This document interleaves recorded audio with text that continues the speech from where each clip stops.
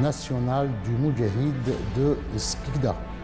L'émission d'aujourd'hui sera consacrée à une figure majeure de la guerre de libération nationale, Zeroud Youssef, le chef de la wilaya 2 historique, tombé au champ d'honneur près de Sidi Mzrich le 23 septembre 1956.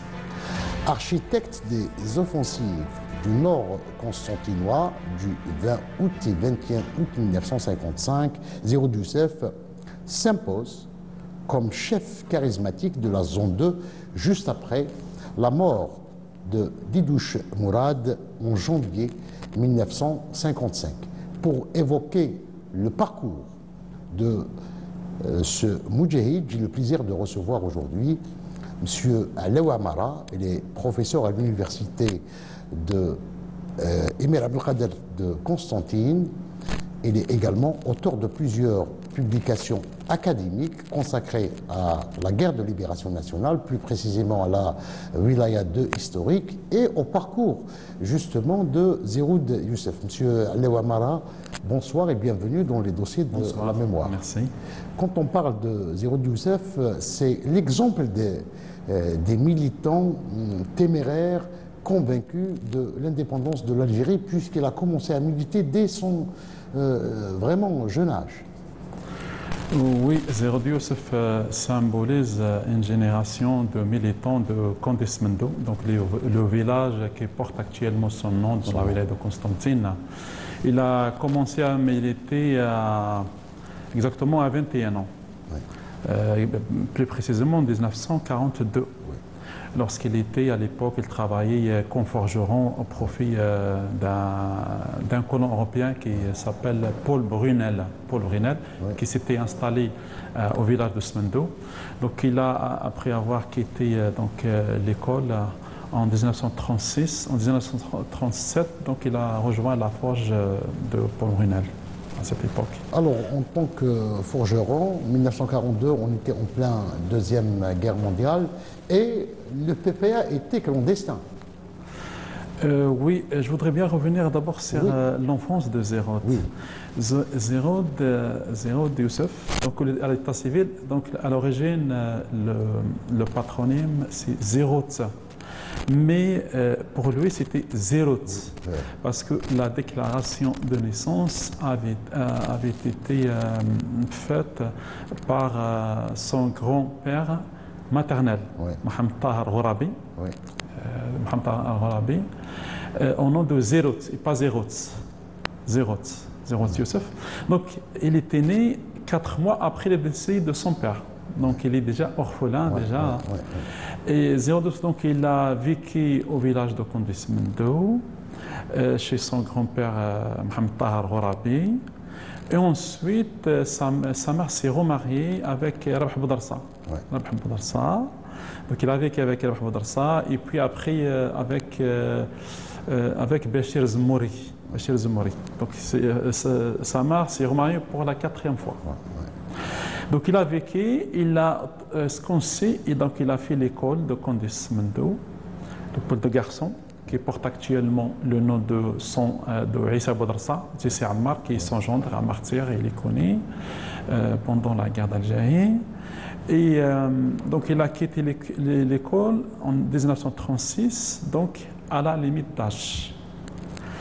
Donc 1 an après, il a rejoint la forge de Paul Brunel. Donc il avait une enfance difficile. Il s'est marié en 1942, date de son entrée à une cellule du PPA. On doit juste rappeler que cette région était justement un foyer des militants du PPA. Il y avait quand même des noms importants. Oui, cette région. Parce que le PPA de la région du Constantinois, généralement, a été mis en place par un grand militant, c'est Abdallah Filali. Oui. Abdallah Filali, Barak Filali, c'est Abdallah. Oui. Abdallah, connu aussi, c'est Abed. Donc, pour le village de Condesmendo, la première cellule a été constituée sur l'initiative de Mohamed Al-Arbi de Marl Atrous, oui, qui venait d'être nommé interprète à la Mahkama de Condesmendo. Donc il a constitué cette cellule avec le premier avant 010, c'était des gens du village, c'était Si'allal. Si'allal, c'est Tayyib Ta'albi. Tayyib Ta'albi de Si'allal. Ensuite, la cellule s'est élargie avec Zerod Youssef et puis Bachir Mehoubi, ici Belmehoub. Ensuite, Ahmed Mouatsi, Ammar Boudarsa, Allawa Boudarsa, donc les premiers militants donc de Condesmendo. Et cette cellule se réunissait dans l'écurie de Belmehoub.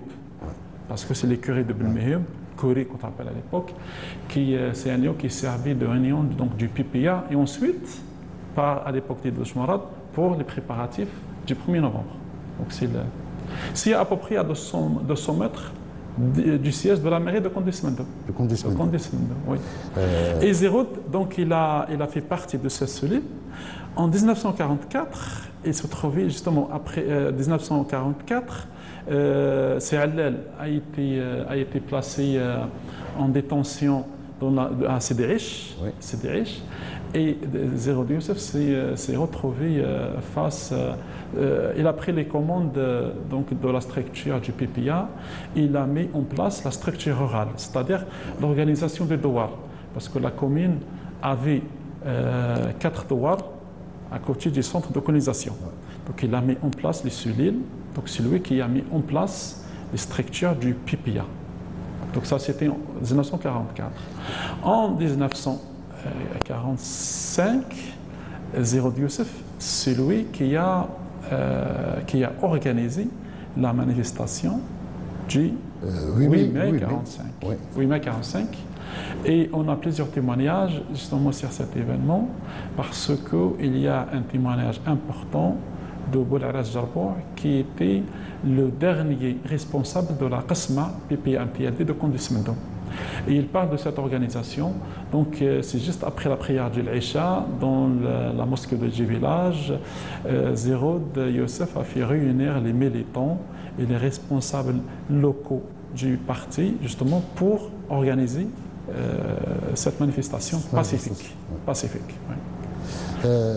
Donc juste après ces manifestations, juste après donc, le massacre, le deuil de 1945, il sera quand même élu, malgré le trafic qui a marqué ces élections de 1945. 47. En octobre 1947, les élections municipales. Avant, déjà, c'est la répression. Comme par hasard, Zerod Youssef était pratiquement le plus jeune des premiers militants. Il s'échappait des arrestations. Donc il n'a pas été arrêté. Pourtant, c'était lui l'organisateur. Il n'a pas été arrêté. Il n'a pas été mis sous résidence surveillée comme les autres militants. Donc il a échappé. Ensuite, ce qu'on sait, qu'il a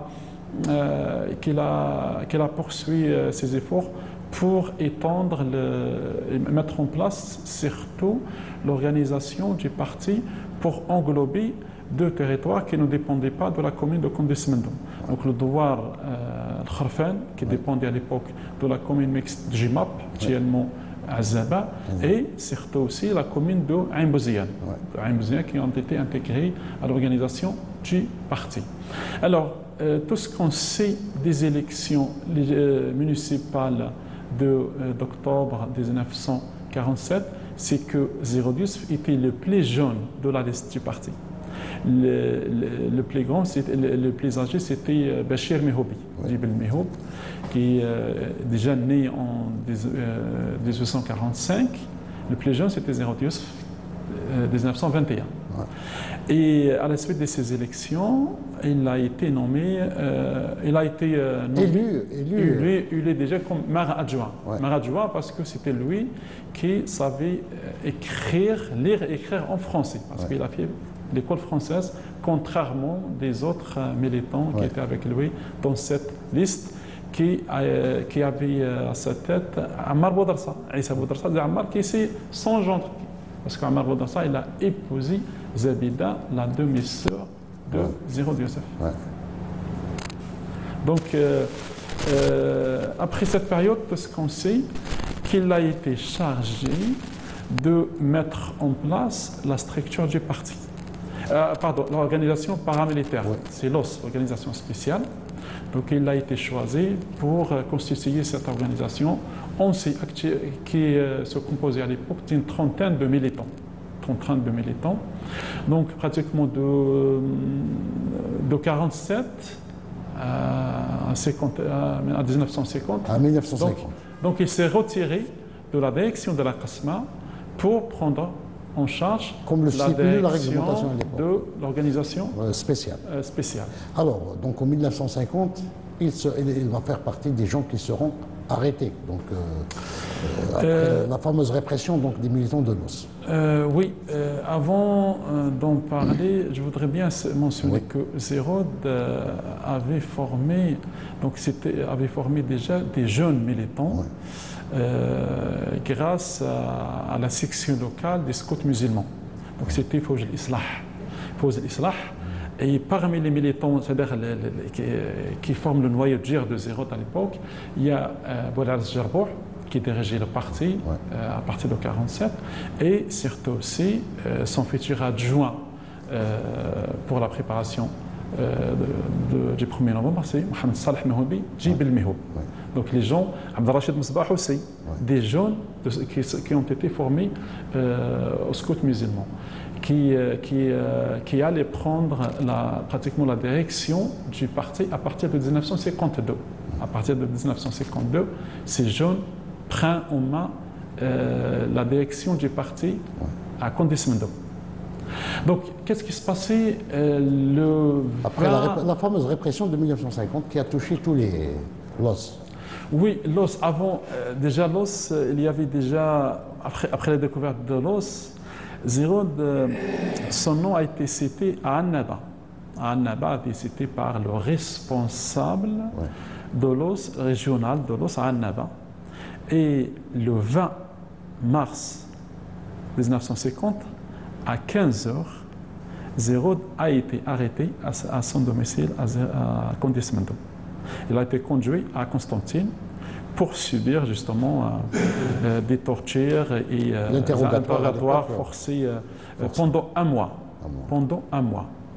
Et justement, ces interrogatoires ont permis aux autorités françaises de procéder à l'arrestation d'une douzaine de militants de l'OS de la région. Donc il y avait quand même un démantèlement partiel de l'organisation spéciale de Condesmendo après ces arrestations. Alors, il sera donc arrêté, jugé et emprisonné. Il sera emprisonné à Annaba. Elle a été emprisonnée en avril 1950.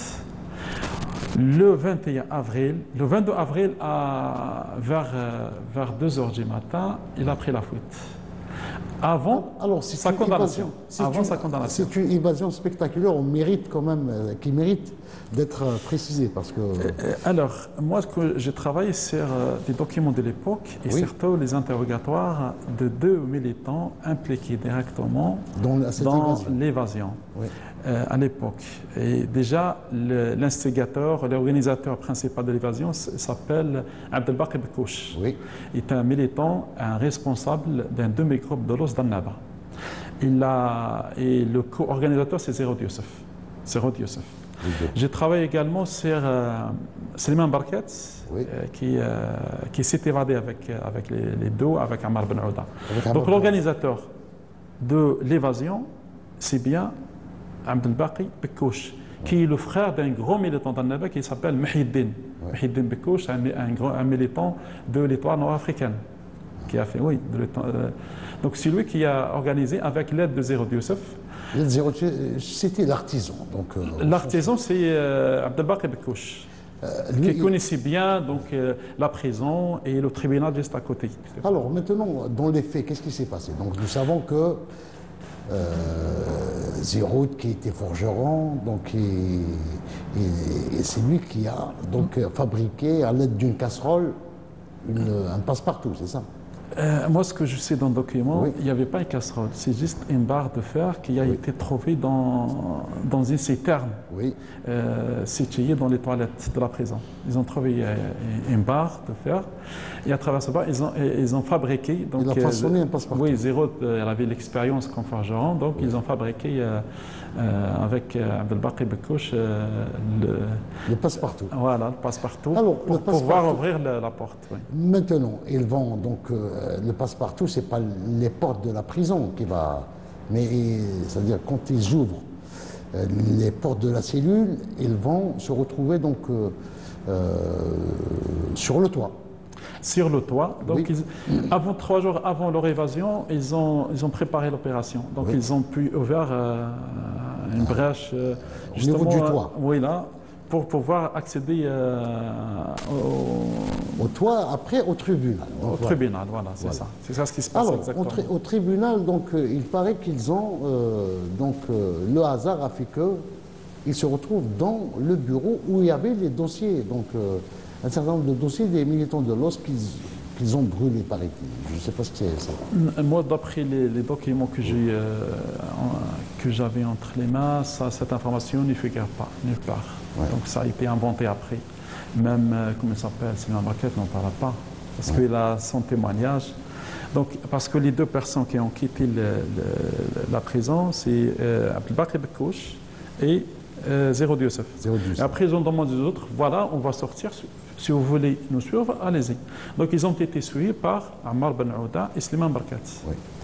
Et donc, il y a des détails, c'est-à-dire comment après, ils ont gagné le massif d'Idor, et ensuite, en arrivant sur le territoire de la commune de Jemap, à Zaba, c'est là que Zéro a commencé à guider le groupe, parce qu'il connaissait la région. Zéro, parce que 1953, en 1950, pardon, Zéro, il avait de la famille dans cette région. Ouais. Donc il connaissait bien l'endroit.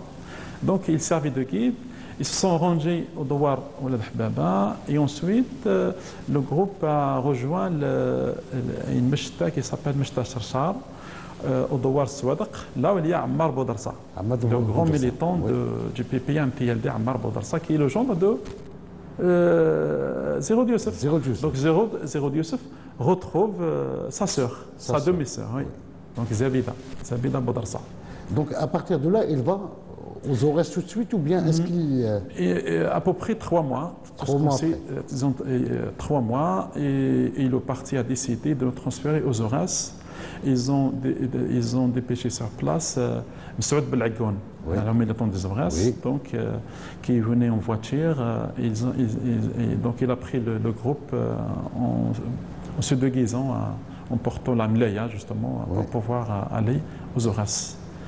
Alors, donc là, on est à peu près, c'est à la fin de 1951. 51. Ouais. Donc 51 jusqu'à 54, il va rester dans les Aurès. Et à peu près 8 mois passés aux Aurès. Oui. Et Zéro, donc là, Zéro, depuis, il est connu sous le nom Sihmed. C'est le nom de son grand-père, Saïd Ben Ahmed. Donc il a...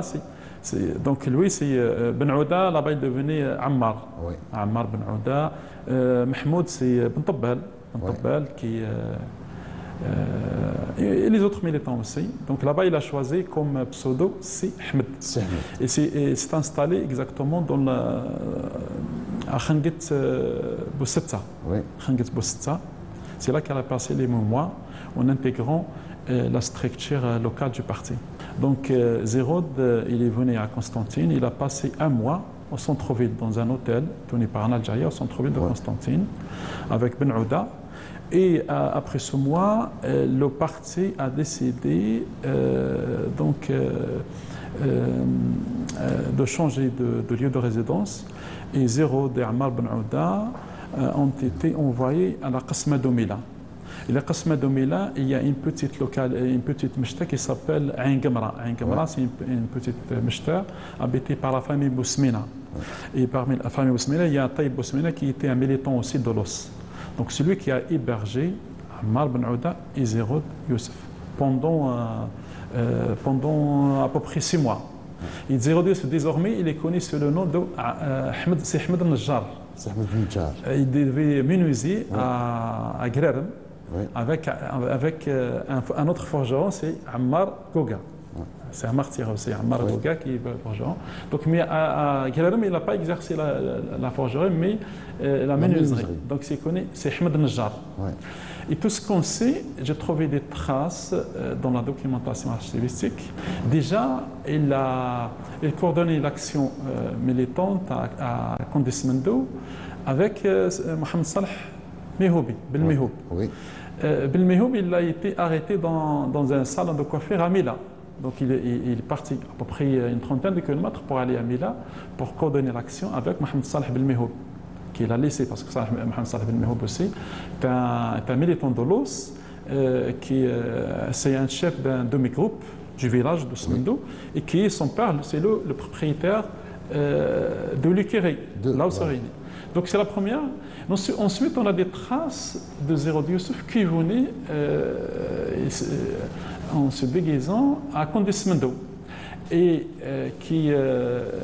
la personne qui préparait son voyage, c'est Ammar Goga. Ammar Goga, donc, qui venait à Condesmendo pour se mettre d'accord avec le responsable de la Qasma, Boularaj Jarboua, et le membre de la Qasma, du bureau donc de la Qasma, Mohamed Salah Belmehoub, qui est chargé de l'information et de la propagande.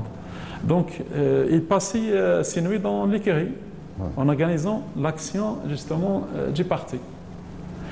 Et à partir de la fin de 1953, Zerod, donc le parti a décidé justement de transférer Zerod de la Qasma de Mila à la Qasma de Jemap. Oui. De Jemap. Et du coup, Zerod, avec d'autres recherchés de l'OS, de l'organisation de Condesmendo, se trouvait dans le douar situé à l'est de Condesmendo. Donc le douar qui dépendait actuellement de la commune de Zerod Youssef, de Harrouch et de l'Adhbaba, donc avec les douars notamment Souadaq, المجابرية الخرفان ولاد حبابة دوار comment s'appelle j'ai oublié son nom.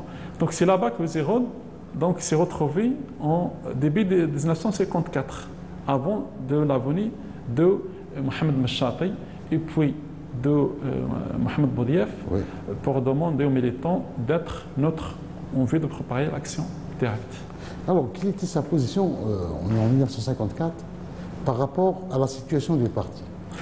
Moi, j'ai le témoignage du dernier responsable de la Qasma de Condesmendo, le témoignage de Mohamed Qaddid, qui était membre du bureau de la Qasma de Harrouch. Oui. Et le témoignage aussi de Mohamed Boudiaf. Oui. Alors, Zerod Youssef et les principaux militants de Condesmendo étaient missalistes à l'époque. Donc, avant la création du CRIA et la tendance neutraliste, il était missaliste, comme les autres militants. Mohamed Salah Belmehoub, même Mohamed Qaddid, il m'a dit clairement qu'on était à l'époque pour Missali avant la venue de Mohamed Meshati et Boudiaf. Voilà, Boudiaf, oui. Donc à l'époque, ils étaient comme Ben Tabbal, comme l'Abib Rajam aussi, ils étaient tous des missalistes à l'époque. Donc au moment de la crise, après la fondation du CRIA, ça c'est autre chose. Après, il va y avoir la réunion des 22. Avant les 22, il a déjà Zerod et les autres ont pris une position neutraliste par rapport à la crise du parti. Donc à l'époque, ils ne sont plus missalistes. Oui. Ils deviennent neutralistes avant la réunion du 22. Donc en juin, il part à Alger. Alors la date déjà pose problème. Pour moi, la réunion du 22 s'est déroulée le 10 juillet. Le 10 juillet 1954. Et ça c'est exactement comme on dit Ben Tabbal. Tabbal dit c'est en juillet. Moi j'ai maintenant des preuves, c'est le 10 juillet, pas le 23. Donc le 10 juillet 54. Donc il est parti à Alger. Parce qu'il est venu, il a été, après la venue de Douche Mourad, il est venu donc, sur le pseudo de Abdelkader. Il a trouvé aussi avec Zéroud Ammar Ben Ouda qui est revenu de la Kabylie. Ouais. Parce qu'Ammar était en Kabylie avec Omran, oui. Donc il est venu. Et donc il est parti. Et donc ils ont demandé aussi Ben Tabbal, qui était aussi pas loin de la région, il était à Tarfana, chez la famille Bouchama. J'ai une famille aussi, une grande famille de militants de la région. Donc ils sont partis, ils ont pris le train à Al-Khroub près de Constantine, pour aller à Alger, pour la réunion du 22. Donc après le retour du 22, est-ce qu'il s'est mis comment il va intégrer l'organisation qui va déclencher alors sur le plan en zone 2? Sur le plan local, donc il y avait parmi les 7 membres de la Qasma, il n'y avait que 2 qui ont choisi la position neutraliste. Oui. Donc Mohamed Saleh Belmehoub et Abdelrachid Msbah. Et donc le principal pilier de Zéroud pour organiser, c'est Mohamed Saleh Belmehoub, parce que c'est lui qui a permis à Zéroud justement d'intégrer les principaux militants de la Qasma. Oui. Donc par contre, les autres finalement ont participé à la conquête des centralistes. Oui. Donc ils ont choisi. Il y a au moins 4 qui ont choisi la tendance centraliste. Donc c'est à partir de Mohamed Saleh Belmehoub, Abdelrachid Msbah, et ensuite l'influence de Zéroud Youssef, parce que parmi les premiers militants, il y avait beaucoup de sa tribu, donc des Ben Fergan. Il a pu mettre en place cette première organisation sous la direction du chef de zone de Didouche Mourad. Donc, quand Didouche Mourad arrive, une organisation était déjà mise en place, sachant que Didouche connaissait bien le Constantine. Donc, c'était d'abord le CRIA. Oui. Le CRIA, pour la Condescend 2, c'était dirigé la Qasma par Mohamed Saleh Belmehoub. Oui. Et juste à côté, il y a aussi la Qasma de Harrouch, avec Mohamed Qaddid et Belqasem Belghar Sallah aussi, qui ont choisi aussi cette tendance neutraliste. Donc les 2 Qasma forment finalement la base de l'action de Didouche Mourad. C'est pourquoi il y a cette configuration. Donc il y a un noyau de base et il y a un territoire également qui les réunit. Oui, tout à fait. Et Didouche Mourad, il a commencé des contacts pour obtenir la neutralité des militants. Et finalement, Didouche Mourad s'est contenté de préparer donc le 1er novembre à partir des Qasma, donc de Condesmendo, de Harrouch, de Mila, d'Annaba et de Soukhras, avec Baji Mokhtar. Donc ça, c'est les Qasma qui ont permis qui ont participé à l'action. À l'action, donc ça c'est donc la formation des groupes armés. Donc généralement c'est à partir de juillet et surtout à partir de septembre, l'accélération des préparatifs. Et Didouche Mourad, justement, il était bien informé et surtout il a supervisé la réparation des armes cachées à Condesmendo, plus précisément au Douar Swadaq, dans la Mechda de Tarha, qui était dirigée par un ancien militant de l'OS, c'était Cheikh Boul'aras Bouchriha, qui avait aussi un lien de parenté avec Zéroud Youssef. Donc ils ont sorti les armes et Zéroud Youssef, il a réparé pratiquement toutes les pièces existantes. Et ensuite, Didouche Mourad aussi, il a ramené, surtout ce qui est intéressant, d'Alger, il a ramené aussi des armes d'Alger. Ouais. Donc une dizaine de pièces d'armes à Alger qui étaient cachées dans une maison à Alger Centre depuis le temps de l'organisation spéciale. Ouais. Caché par Boudiab, voilà. On dit c'est des armes cachées par qui exactement? Moi, je sais, j'ai connu, c'est-à-dire le nom du propriétaire de la maison, etc. Comment ils ont sorti, après Som'a, la réparation, etc. Il y a toute une histoire.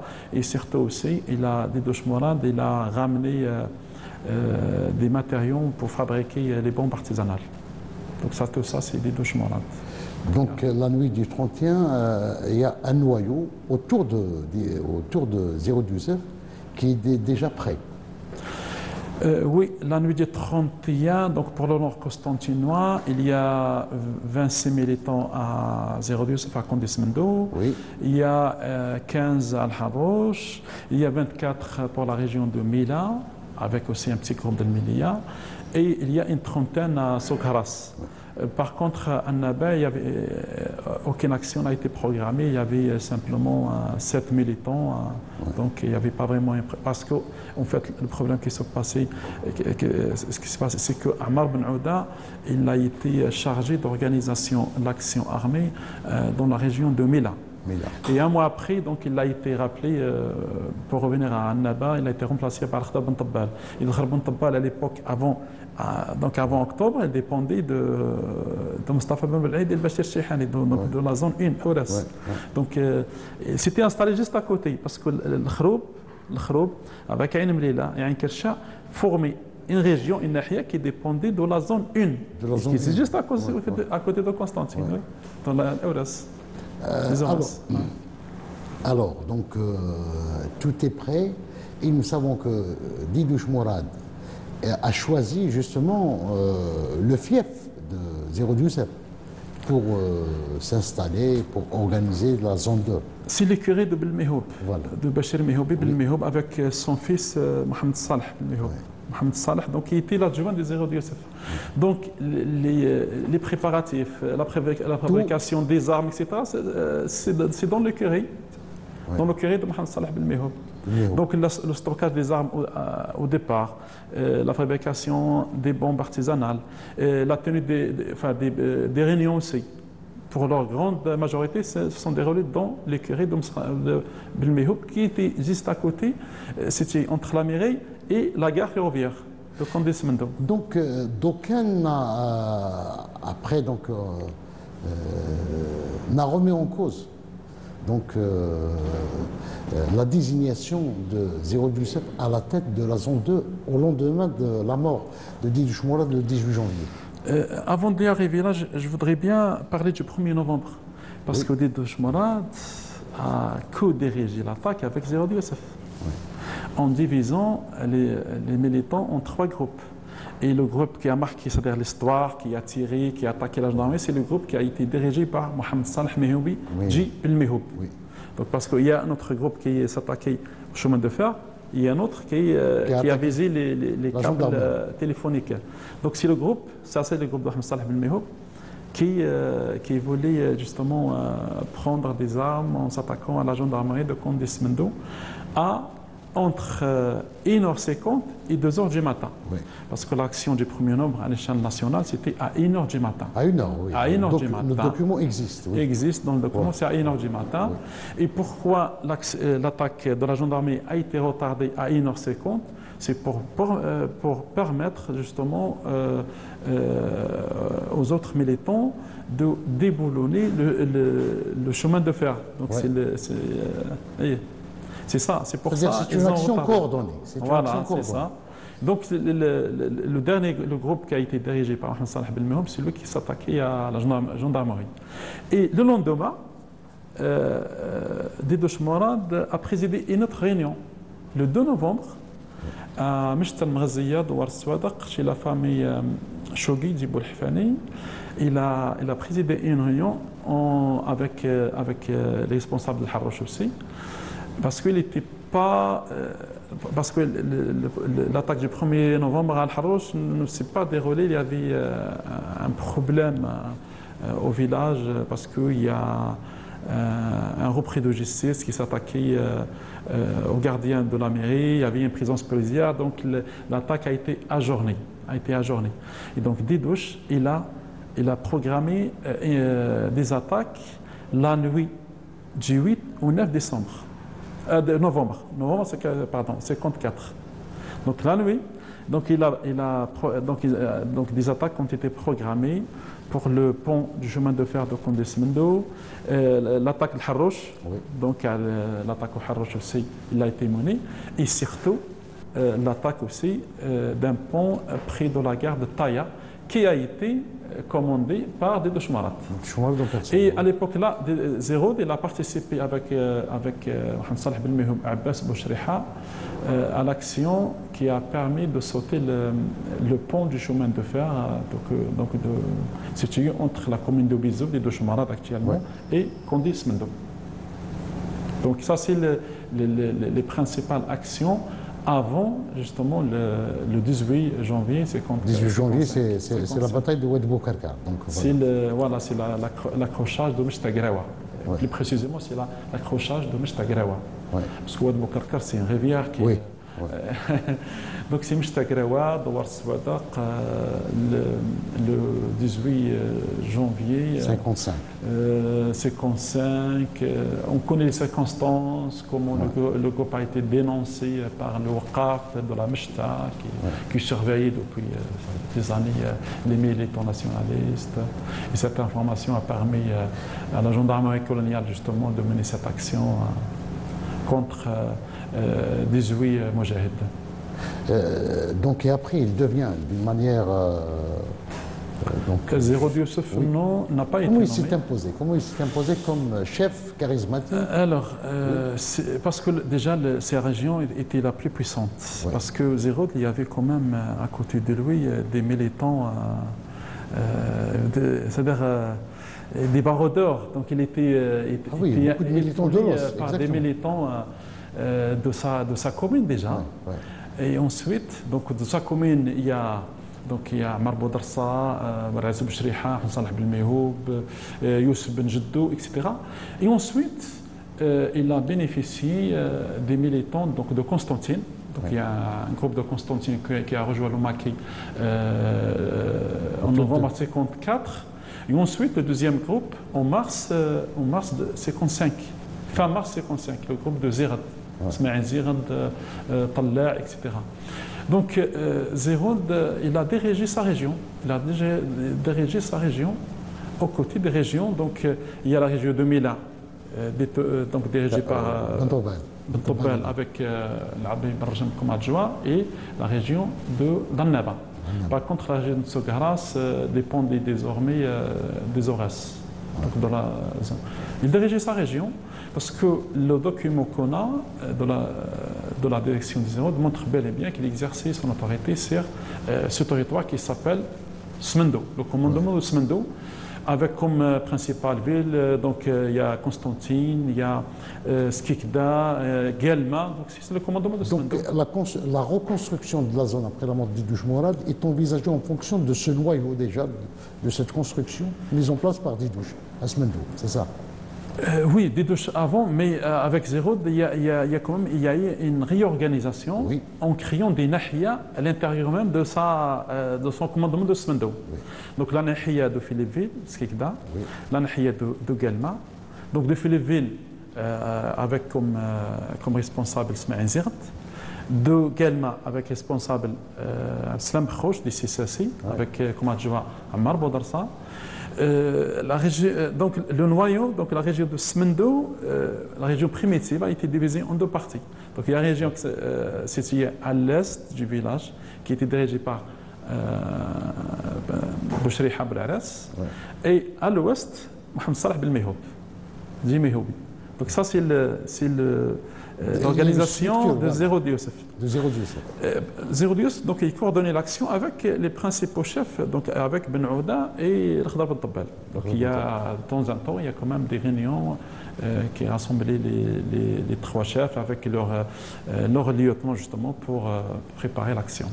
Alors, avant de poursuivre le débat, je propose d'écouter ce témoignage d'un Moudjahid.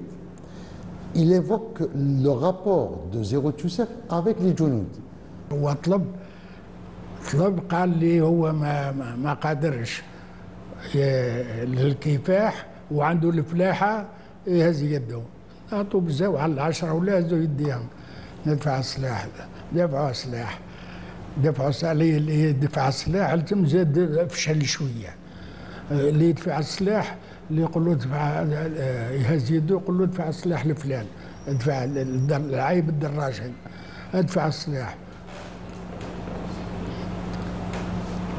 ادفع السلاح تاعك بدالت انا هيا قلت له ديت للدراجي هو اللي حاكم التم الله يرحمه عديت له قلت انا راح ندومانديه في الدخان بابا قال لي قلت بالك قال لي انا خاطيني تروح تدبر لي دبر راسك معاه هيا قلت والله كنت انا اللي دبر راسي معاه ولا نروح ليه وخليه ونلحق هو راح يخش القربي هذاك، القربي باش كان معنا وراح يخش، وصلت منه عطانا 5 كراطاس 5 كراطاس تاع كرابيلان نتيريوه ونلحقوا. دروك نلحقوا راهو يزرب، ما فهمتش عليه يزرب، راح يخش للدار وانا ماذا بيا نهضر معاه قدامي يخش للدار ما يخش. عيط له كي رايتو الدار، عيط له سيدي احمد، انا عيطت يا سيدي احمد ويولي جاي يولي يلقاني انا بالمكحله على كتفي، راح يزيد يدفعها.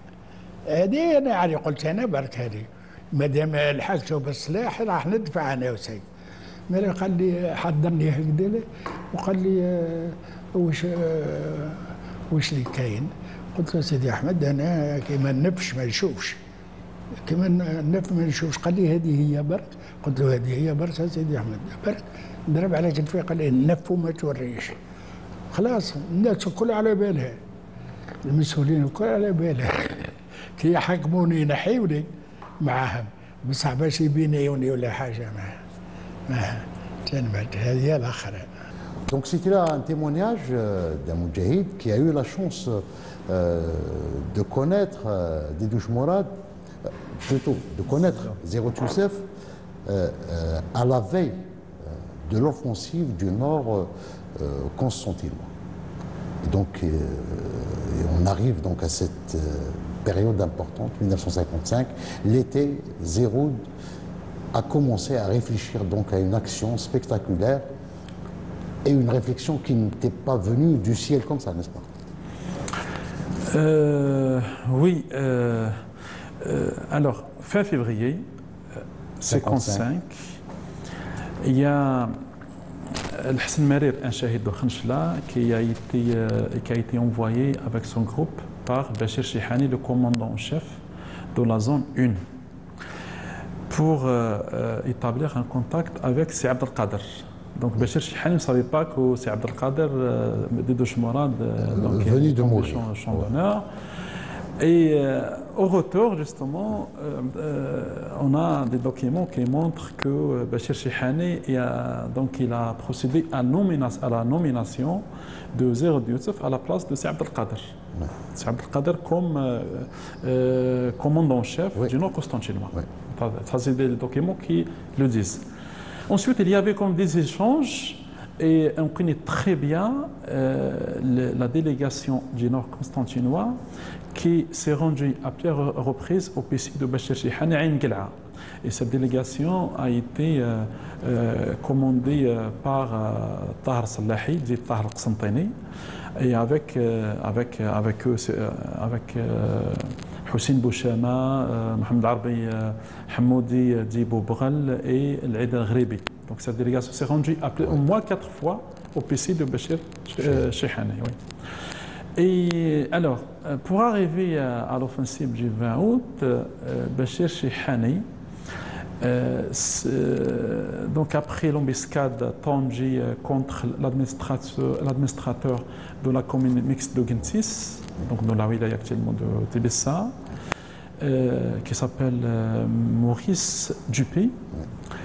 Donc la musette a été ramenée à Bachir Chihani et il découvre un plan pour mater donc, la révolution. Donc sur le plan politique, c'était pour entrer en contact avec cette classe politique dite modérée pour essayer justement d'isoler l'Aïlène. Et sur le plan populaire, ce qui est c'est de priver l'Aïlène du soutien populaire en mettant en place ce qu'ils appellent dans la littérature coloniale le plan de pacification, donc qui a été mis en place par le général Parlange avec l'aide de Germaine Tillon, qui a été à l'époque conseillère au cabinet de Jacques Sostel. Donc c'est là les fameuses sections administratives spécialisées. Bachir Chihani, il a mis 3 jours pour élaborer une contre-attaque. Une contre-attaque, justement ce plan. Donc là, on voit une copie à Zerod Youssef. Et justement, l'essentiel, c'est de sensibiliser la population. Comment la population paysanne voilà, puissent participer, s'impliquer directement. Alors, tout ce qu'on sait dans la zone 1, les Horaces, elle a organisé des rassemblements populaires pour expliquer à la population les objectifs du 1er novembre. Alors, pour Zérout, donc là nous sommes pratiquement fin juin, Zérout et ses lieutenants ont pensé autrement en organisant justement l'offensive à Médé. Donc le choix en plein jour à Médé, avec justement la participation des paysans, avec des armes légères, des armes blanches, etc., encadrées par les éléments de l'ALN. Donc ça, c'est l'idée justement de montrer aux Français que derrière l'ALN, il y a la population. Donc ça sera donc un soulèvement spectaculaire et qui va donc redonner confiance à tous les Djinns, non seulement au niveau de la zone 2, mais pratiquement dans toutes les zones. Oui, tout à fait. À partir de cette période, donc surtout après la répression sanglante contre les Machtel, les foyers de la Révolution, on assiste au renforcement des rangs de l'ALN par des genoutes, déjà des genoutes. Donc on passe à peu près à cette période, il y a à peu près 200 jeunes à la... Ouais. 200 seulement à l'échelle du Nord-Constantinois. Donc on passe rapidement justement, donc il y a des rangs qui se renforcent et surtout cette organisation des devoirs, cette organisation administrative, généralement connue sous le nom de NIDAM. NIDAM, oui. Dans la littérature coloniale, c'est l'OPA, Organisation politico-administrative. Oui. Donc il y a cette organisation qui a permis justement à la Révolution, à l'ALN justement de s'imposer progressivement et de constituer en quelque sorte une forme administrative pour remplacer les structures coloniales. Depuis la déclaration par exemple de naissance, de décès, se fait au niveau de cette organisation. Donc avec le chargé de l'état civil. Et également aussi pour la justice. D'ailleurs, parce que le congrès de la Soumam, certaines décisions, ils ont pris en considération le schéma de Zérotus, dont la structuration de l'ALN et les rapports de l'ALN avec les populations. Surtout cette organisation civile, ça a été reprise telle qu'elle. Oui. Tout à fait. C'est juste l'élection. Au départ, c'était les responsables des devoirs sont nommés. Et après le congrès de la Soumam, il y a quand même une expérience, c'est que les responsables en novembre ont été élus. Oui. C'était la seule expérience. Après, on a changé. Après, c'est le retour à la nomination. Oui. Mais quand même, il y avait en novembre 56 des élections qui ont été organisés pour choisir les responsables des assemblées des droits. Alors, Zérout va marquer de son empreinte, donc une deuxième date, le 20 août 56. Sa participation était très très importante au congrès de la Soumam, n'est-ce pas? D'ailleurs, la wilaya 2, la future wilaya 2, la zone 2, était représentée par Bentobel et Zérout. Oui, tout à fait, parce qu'il n'y avait pas une seule direction. Il y avait 3 directions, 3 régions. Ouais. 3 régions. C'est pour cette raison qu'ils ont choisi 2. Parce qu'il y a, après les deux chemins, la direction du Nord-Constantinois sera unifiée après l'application de la plateforme de la Soumam. Avec donc la formation de l'Assemblée de la wilaya. Mais avant, il y avait des directions, 3 directions qui sont rencontrées. Mais qui travaillaient dans une coordination extraordinaire. Il n'y avait pas eu de conflit entre les responsables de ces régions. Zérout, par exemple, il avait son secrétariat qui était dirigé par Abrahim Cheibot. Oui. mais c'était le secrétariat des Zéro du Youssef, du commandement du Smendo, pas du Nord constantinois. Ben Aouda avait son propre secrétariat, pareil aussi, son propre secrétariat.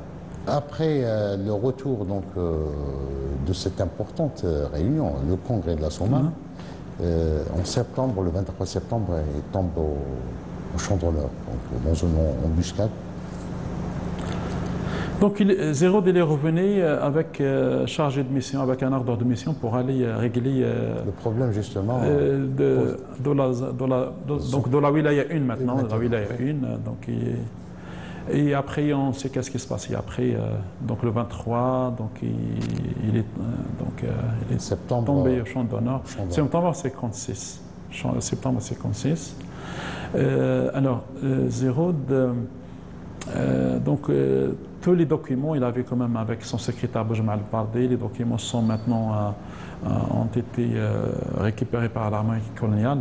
Donc j'utilise le vocabulaire récupéré, donc c'est le vocabulaire de l'armée coloniale. Et on le sait avec la plateforme du congrès de la Somme, avec l'ordre de mission, avec la liste des cadres de sa région, donc le Smendo. Oui. Et avec la liste de 25 cadres de l'AILM dans la zone 1, donc de l'AILM 1. Donc, et avec aussi son propre agenda, avec l'agenda aussi, donc les documents justement qui témoignent de cette responsabilité de Zéro Youssef. Alors une dernière question, on dit que Zéro a insufflé, a façonné la Wilaya 2, donc il l'a vraiment, elle a façonné toute son histoire.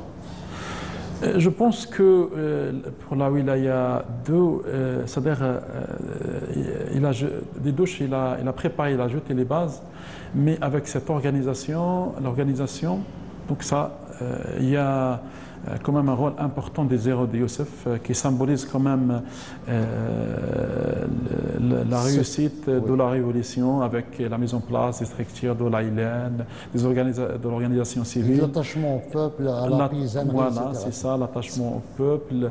Donc, ça, c'est, je pense, ça, c'est et surtout une organisation plus importante avec la grève des étudiants. Oui. Parce qu'avec la grève des étudiants, il y a des étudiants qui viennent aussi gagner le maquis général constantinois. Oui. Et surtout, je précise plus particulièrement, il y a deux qui ont marqué quand même cette évolution qui vient après Zéro Youssef. Oui. Donc, surtout, Abdelali Ben Ma'touch Allawa, donc de l'université d'Alger, il est de Sekana, qui a vraiment mis en place, c'est-à-dire il a rédigé pratiquement les circulaires, les lois qui régissaient à l'époque toutes les structures de la wilaya. Et sur le plan aussi de la santé, avec la Khan aussi, qui a joué un important. Donc je pense que ça continue dans le prolongement et la continuité de l'action du travail qui a été initié par Dédou Chmara et Zéro Youssef. Par la suite. Voilà. Je tiens à vous remercier vivement, M. Amar Allawa. Je rappelle que vous êtes professeur d'histoire à l'université Emir Abdelkader Constantine. Vous êtes historien, vous êtes auteur de plusieurs publications académiques consacrées à la guerre de libération d'une manière générale, au nord constantinois et au parcours de plusieurs personnalités qui ont marqué donc cette lutte de libération nationale. Je tiens à remercier également l'équipe technique de la station de Constantine. Et je tiens à remercier également la responsable du musée des Moudjahidines de Skikda, la cellule de communication de la wilaya de Skikda et le directeur des Moudjahidines, sans oublier évidemment le wali de Skikda. À très bientôt.